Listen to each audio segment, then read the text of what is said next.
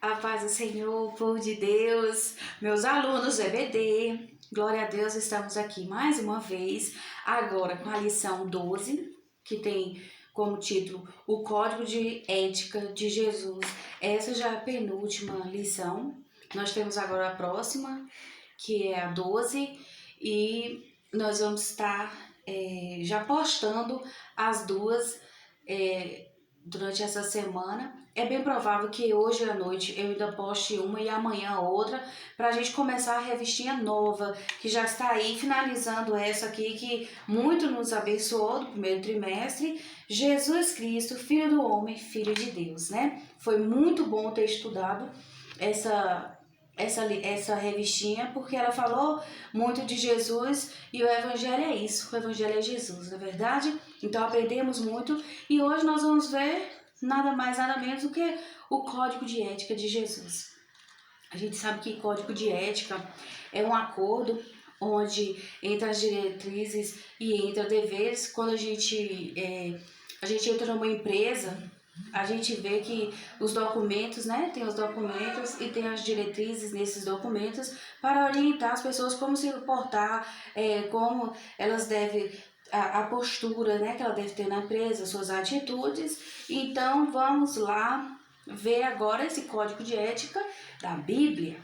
O texto do dia diz assim: portanto, tudo que vós quereis que os homens vos façam, fazei-lo também vós, porque esta é a lei e os profetas. Mateus 7,12. A síntese: ser cristão é assumir a radicalidade do discurso de Jesus para si em primeiro lugar.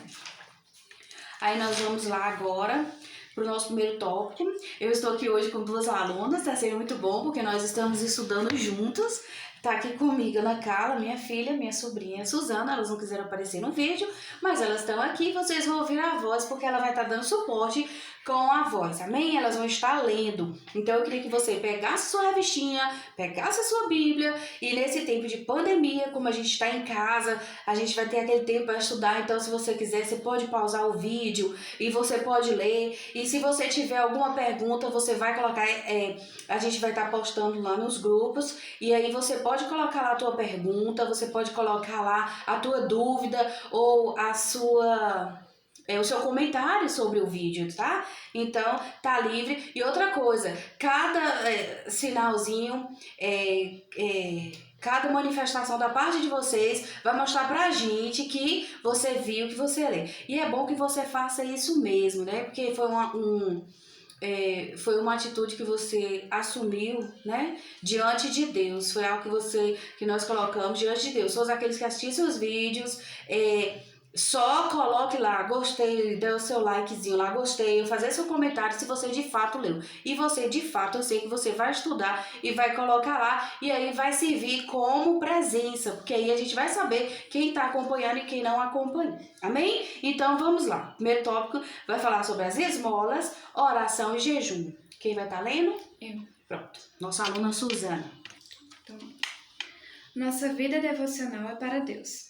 Em seu célebre Sermão da Montanha, Jesus dedica um considerável tempo para discutir as questões das práticas devocionais cotidianas, oração, jejum e obras de generosidade. A tradição religiosa de Jesus convivia com essas disciplinas espirituais desde tempos milenares. Todavia, com o passar do tempo, elas foram perdendo seu caráter celebrativo, voluntário e espontâneo para tornarem-se meras expressões ritualísticas. Diante deste quadro, o Mestre apresenta, no início do Evangelho de Mateus, uma reflexão aprofundada sobre a necessidade de ressignificar as nossas atitudes cotidianas, muito especialmente aquelas que se referem à nossa espiritualidade. Dentre outras questões que se podem destacar, o princípio da discrição ou da privacidade. É um conceito-chave para a compreensão do bem-estar espiritual de um discípulo de Jesus. O primeiro aspecto a ser analisado com relação às nossas práticas devocionais cotidianas é a finalidade delas. Você ora com que objetivo? Ao jejuar, você espera o quê? A generosidade que você pratica tem qual intenção? A resposta das 3 perguntas precisa ser exclusivamente única: a glória de Deus. Toda prática devocional que não atinja esse objetivo é em vão. Por isso, em vários momentos das Escrituras, especialmente no Antigo Testamento, o Senhor repreendeu o povo em virtude da mecanização e da despessoalização das práticas devocionais. Orações, sacrifícios e generosidade não devem ser praticadas como se fossem moeda de troca, isto é, instrumento ou argumentos para negociar com Deus bênçãos e perdões. E milagres. Nossa oração não tem por objetivo modificar nada na oração de Deus. Pelo contrário, oramos para que haja em nós sensibilidade e maturidade suficiente para ouvirmos a voz do Criador. Nosso jejum é combustível para nenhum tipo de batalha espiritual, e sim uma prática devocional com a finalidade de lembrarmos-nos como nós somos frágeis e efêmeros. Nossa generosidade não pode ser instrumento de vanglória, mas um ato de justiça para que os vulneráveis e para o louvor do Altíssimo. Se fizéssemos tudo para a glória de Deus, iremos bem. Amém, glória a Deus. Então, vamos lá. Nossa vida devocional é para Deus. Aí, o pontozinho de destaque é esse aqui, olha, discrição ou da privacidade. Princípio de discrição ou da privacidade. É o conceito-chave para a compreensão do bem-estar espiritual de um discípulo de Jesus. Amados, nós sabemos, né? Estamos vivendo um tempo que realmente as pessoas, tudo que fazem para si ou para a sua vanglória, né? Como eu sempre digo, querendo tomar o lugar de vice-deus, né? Deus, e já não tem nem mais nenhum título, agora toma-se o lugar de vice-deus, né?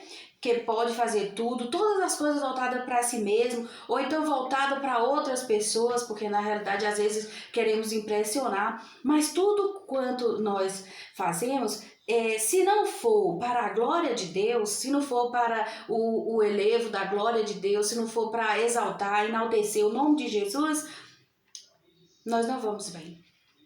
Esse não é princípio cristão. Então, a nossa vida, né, ela precisa ser uma vida de oração, uma vida de jejum, mas não para obter nada do Senhor, não para falar, vou jejuar porque eu quero um carro. Aí agora eu passo a jejuar porque eu quero. Não é uma troca, não é uma moeda. Nós não estamos barganhando mesmo porque o Senhor não barganha com o homem. Então, isso, Suzana leu, o nosso jejum não é combustível para nenhum tipo de batalha espiritual. Ou então é porque eu tenho que vencer essa guerra. Não, o jejum, ele nos aproxima de Deus. Então, quando nós nos aproximamos de Deus, a gente passa a ter mais intimidade, a gente passa a ouvir melhor, os nossos ouvidos espirituais se abrem, os nossos olhos espirituais se abrem. E quando isso acontece, a gente fica mais próximo de Deus e mais pertinho de Deus, é lógico, né? É sempre melhor viver nas asas, debaixo das asas, sentindo o aconchego do Senhor. Então, isso é bem melhor. Mas isso não é para nossa vanglória, não é para mostrar também que nós somos melhores, porque olha, eu sou assim, ó, ando assim. Não, devemos andar assim mesmo, nossa vida tem que ser assim mesmo. Que as pessoas olhem para nós e vejam o agir de Deus, que não seja a nossa própria boca que nos louve, mas que seja o Senhor que mostre, né, se manifeste através das nossas vidas. Então, através de uma vida de oração, através também da nossa ajuda ao nosso próximo, né, aos domésticos da fé em primeiro lugar, depois aos que estão mais distantes, assim, entre aspas, nossos amigos, né? Ser cordial, ser bondoso, né? A gente poder oferecer, né? Poder oferecer ajuda, poder oferecer, às vezes, algo que nós temos, mas não para a nossa vanglória, mas para elevo espiritual, para que o Senhor, ele venha a ser glorificado através das nossas vidas, né? E pelas nossas orações, que sejam ouvidas, não sejam orações hipócritas, né? Orações que, uma vez que bonitas, grita-se alto, fala-se muito bonito, mas o teor, na realidade, o coração está longe. Então, que a nossa vida seja uma vida uma vida voltada para Deus, né? Que a nossa vida seja uma vida assim. Essa revistinha ela tem nos falado de como o Senhor andou, de qual a postura dele, a ética, né? Os princípios bíblicos, éticos na Bíblia. Então a gente precisa aprender isso aqui, aprender de Jesus, porque tudo isso aqui a gente aprende de Jesus e é onde ele deixou na Bíblia. Então é aonde que é a nossa bússola para a gente poder procurar e achar, né, uma forma de como viver, né? A Bíblia, a nossa Bíblia Sagrada, ela tem tudo que a gente precisa. Então vamos lá. O subtópico 2. Cuidado para não sermos enganados pela maldade do nosso próprio coração. Pode ir lá. Um dos perigos da publicidade da vida devocional é a produção de arrogância e soberba em nós mesmos. Ou seja, ao invés de realizarmos algo para que o nome de Jesus seja bendito, somos tentados a agir para massagear o nosso próprio coração mau. Quem vive alimentando suas arrogâncias nunca estará próximo do Criador. Por isso, a exortação de Jesus orienta-nos a evitar que nossos corações sejam alimentados por nossa própria arrogância. Corremos o risco de cair no mesmo erro dos fariseus, valorizar mais a glória humana do que a vontade de Deus. É isso que nós acabamos, né, de conversar aqui, que a gente precisa ter muito cuidado, irmãos, hoje em dia, né, porque pela maldade do nosso próprio coração, né, pela confiança do nosso próprio braço, né, pela nossa confiança, achar que nós podemos alguma coisa, que nós podemos fazer algum tipo de coisa que nos leve, né, a sermos mais, um pouquinho a mais, porque o Senhor me usa, então eu sou a super mulher, eu sou a super crente, e a gente sabe que quanto mais a gente se aproxima de Deus, mais a gente reconhece que a gente precisa dele, mais a gente reconhece que nós não somos nada, que o ar que nós respiramos é dele, que a inteligência que ele tem nos dado vem dele, tudo é dele, né? Então toda glória, todo louvor tem que ser para ele. E eu me lembrei, o próprio James Swagger, ele diz que numa das cruzadas dele aqui no Brasil, quando ele chegou aqui, que ele chegou no estádio que o irmão mostrou, olha pastor, tem aqui 60 mil pessoas, do lado de dentro 40 mil pessoas, se não me engano, do lado de fora, e eu falei o nome porque o próprio relata, né, isso, e ficou como testemunho. Ele falou que naquele momento ele falou assim, Deus precisa de mim.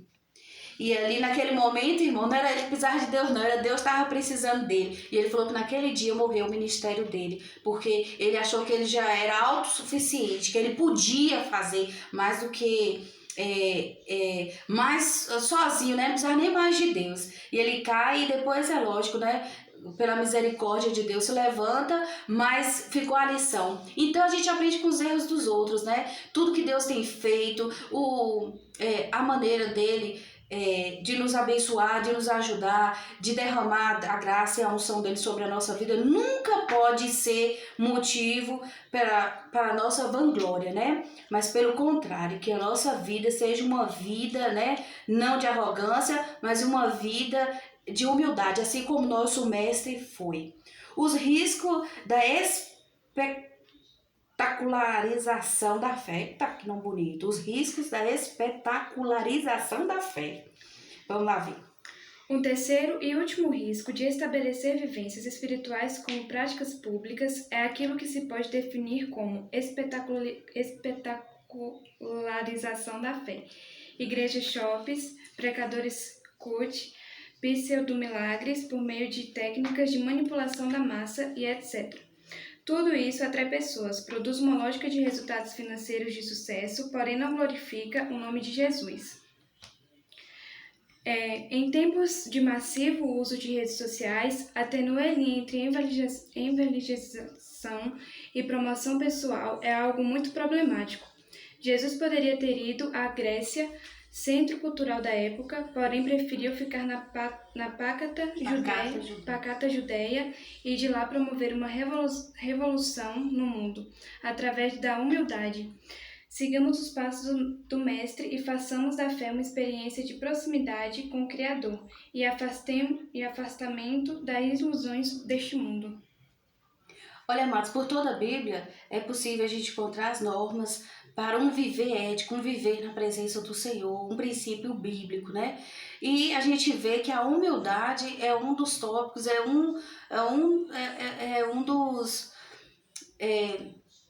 É uma das situações do modelo, né, que a gente precisa seguir de fato, né? Os passos do nosso mestre. A gente tem Jesus, a gente não tem o homem, a gente não tem uma figura, né, que a gente admira, fala. É lógico que tem pessoas que a gente olha e vê, mas a gente sabe que são pessoas que nós, seres humanos, somos fracos, somos terrestres, nós somos humanos, então em nós habita a falha, mas o Senhor não, nele superabundou a glória, nele superabundou a graça. Então, irmãos queridos, a gente precisa ver os riscos, né, que a gente corre de muitas vezes estar querendo enfeitar demais, né? A gente viu aqui pseudomilagres, né, falsas, pseudo é falso, é fake, é mentira. E tem pessoas usando de mentiras,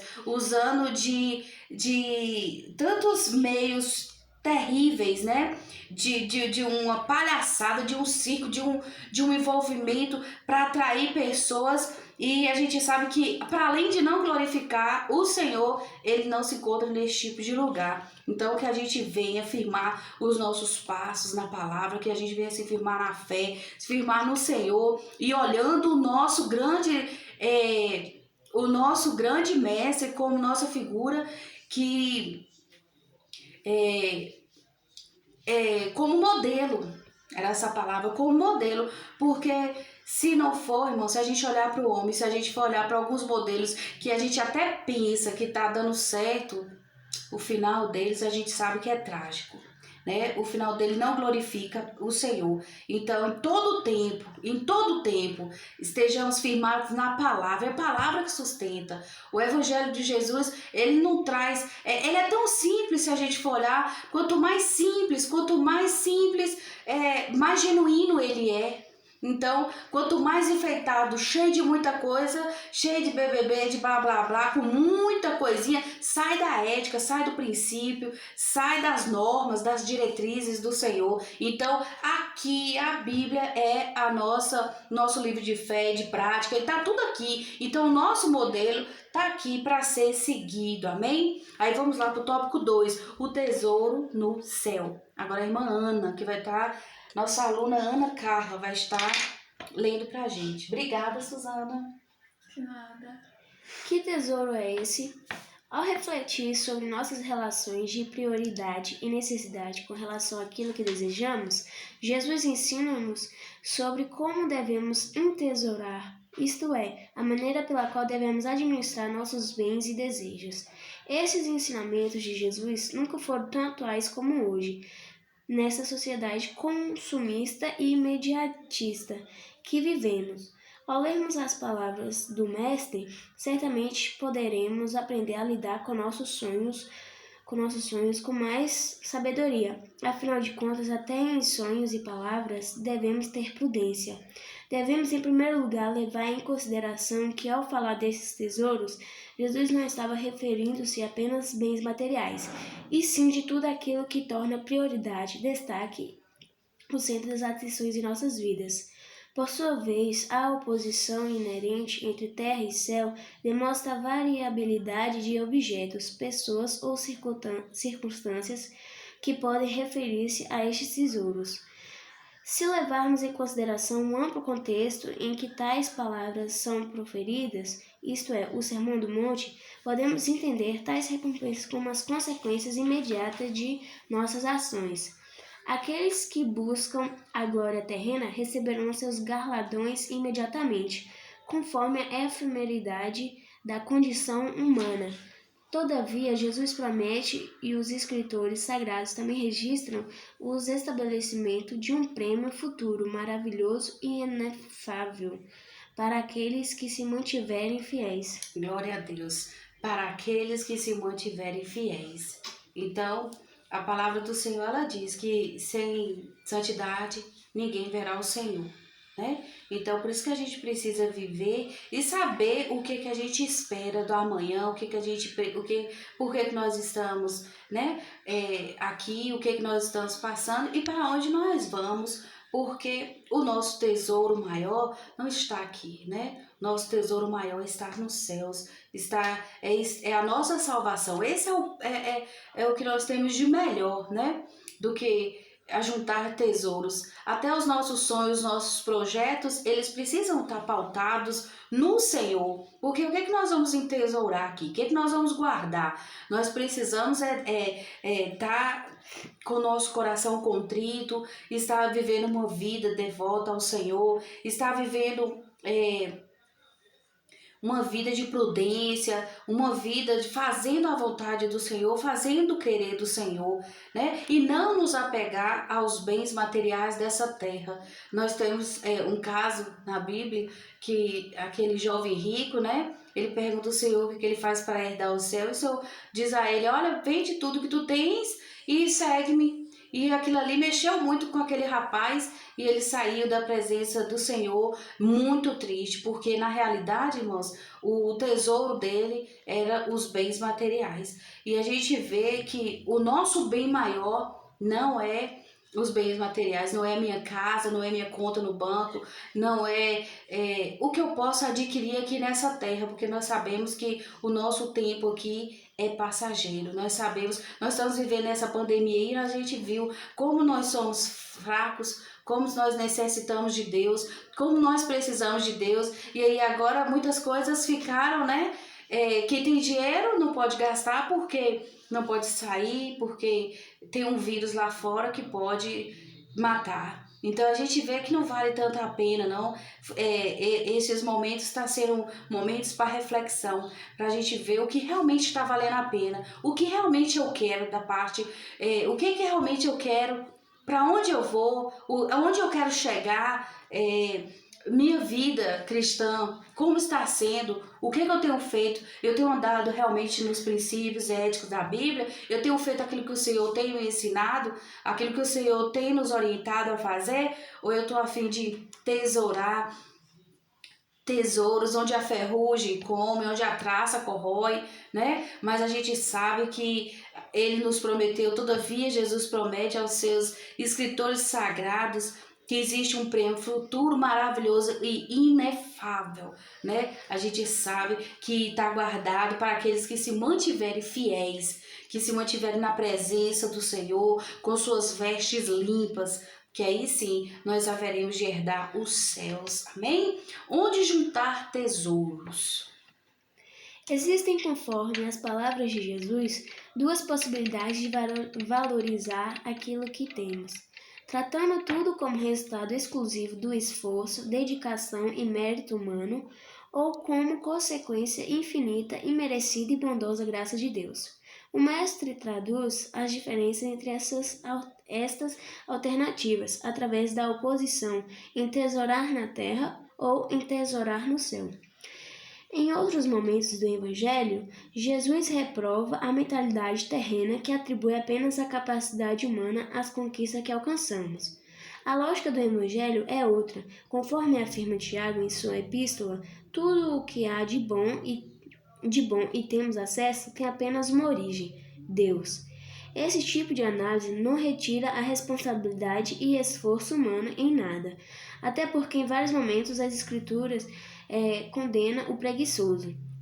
Entretanto, reorienta a avaliação humana para o reconhecimento que o Senhor Deus é a fonte de todo o bem existente no universo. Assim sendo, cabe-nos a responsabilidade de valorizar a benignidade de Deus, escolhendo sempre a boa semente que Ele nos dá para plantar. Por fim, mais do que uma lógica mercantil de acúmulo de bens, as palavras de Jesus refletem a necessidade de reconhecer a repercussão eterna de tudo aquilo que fazemos, quer para o bem, quer para o mal. Amém. Já no finalzinho aqui, fala que o Senhor tem nos dado sementes. E aí eu faço uma pergunta para você. Qual tipo de semente você tem semeado? tem semeado só uma semente que vai germinar aqui, mas que depois ela pode morrer, depois pode vir um inseto e pode matar a sua lavoura, ou você tem da parte do Senhor no âmbito espiritual sementes que vão brotar para a eternidade, o amor, caridade, fé, esperança, a presença do Senhor, porque, irmãos, o que nós temos, tudo que nós temos de melhor é a presença do Senhor nas nossas vidas. Né? É tudo que eu tenho de melhor, é a presença dele. Ele pagou um alto preço, derramou o seu sangue ali na cruz para que nós tivéssemos vida, né? E vida com abundância no Senhor. Então, a gente precisa ver o que é que nós temos carregado na nossa bagagem, o que é que nós estamos guardando, o que é que nós estamos plantando, porque não se pode plantar laranja e colher morangos, não se pode plantar figo e colher a laranja. Então a gente precisa estar sabendo muito bem o que estamos plantando, porque aquilo que a gente planta é aquilo que a gente vai colher. É a lei da semeadura, essa é certa. Então aquilo que nós plantamos é aquilo que nós vamos colher. Então que a nossa plantação, né, que a sua sementeira, não sei como é que tá, o seu celeiro, mas se não tiver essas sementinhas espirituais que o Senhor possa nos dar, para que possamos, né, entesourar essa semente, porque ela segue a eternidade, né? E a gente sabe que o nosso tempo aqui, ele é rápido, ele vai ser como um sopro, como uma fumaça que se dissipa. Então a gente sabe que segue-se o juízo, segue-se a eternidade. Então que nós possamos saber o que nós temos plantado, que nós possamos aprender no Senhor a nossa vida, de como nos portarmos, de como estarmos levando o Evangelho, porque essa é a nossa missão aqui, é levar o Evangelho àqueles que não conhecem, né? Levando amor, levando compreensão, levando salvação, né, que é o nosso Senhor Jesus Cristo. Então assim a gente finaliza a nossa lição de hoje e ficou a última, né, a 13, já vocês vão ver, e desde já eu agradeço a vocês, né, por esse tempinho que nós estamos juntos. Continue orando por mim, eu tenho orado por vocês também, né, e a recíproca eu sei que é verdadeira, então que o Senhor continue nos abençoando sempre, amém, amados? Beijo no coração de vocês. Fiquem com Deus.